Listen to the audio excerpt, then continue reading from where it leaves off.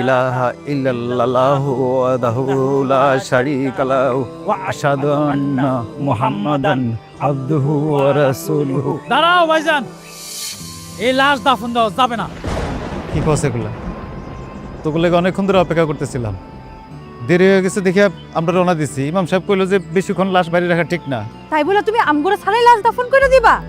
তাড়াতাড়ি লাশ দাফন করে তুমি কি সত্যি লুকাইতে চাইতাছো যেটা আমরা জানতে পারবো না?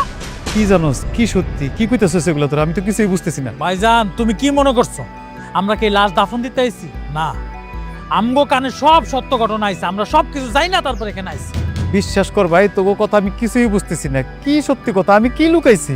কি বলতেছে তোমার ভাই? তার কথা শুনে মনে হইতাছে সে কিছুই জানে না, কোনো কিছুই ঘটে নাই। ভাইজান, ছাক দিয়ার মাছ ঢাইকো না। তুমি বাবার কাছ থেকে যে আবাদি জমি সব লেখা নিছো সেটা আমরা জানি না গেছি।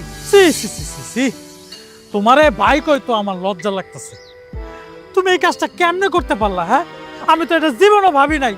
আমি তো ভাবছি আমার ভাইজান একজন সহজ সরল মানুষ, কিন্তু না, সে হচ্ছে পুরাটা উল্টা। আমার আব্বারে ফুসলে ফাসলে তুমি আবাদির জমি নিজের নামে লেখা নিছো না। এখন যদি আমগো ভাগ আমগরে বুঝায় না দাও, এই লাশ কবরে নামাইতে দিব না। লাশ দাফন করা যাবে না মানে? এসব কি কথা কও? আগে লাশ দাফন হোক, পরে তোমাকে যা ঝাই ঝামেলা আছে মিটাই দিতেছে। না চেয়ারম্যান সাহেব, আমগো ভাগ আগে বুঝাই দিতে হবে। ভাইজানরে বলেন আগে আমগো ভাগ বুঝাই দিবে, তারপর এই লাশ কবরে যাবে, এর আগে যাইতে পারবে না। আর থামো মিয়া, পাগল হয়ে গেছো না?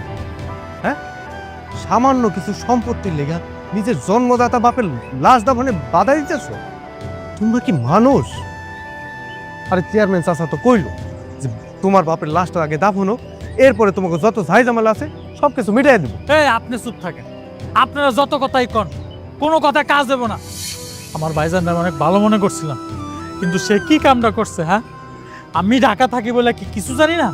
সব ঘটনা আমগো কানে আছে। সে একলা একলা সব কিছু ভোগ করবো আর আমরা কিছু কইতে পারবো না, তা হইব না। আগে আমগো ভাগ আমগো বুঝাই দিবে, তারপরে লাশ দাফন হবে। কবির, এখন তুমি কও কি করবো? কি এরকম চেয়ারম্যান সাহেব? ওরা যেহেতু কইতেছে ওগুলোকে আমি অন্যায় করে ফেলাইছি, তাইলে আগে অন্যায়ের বিচার হোক, তারপরে বাবার লাশ দাফন করুক।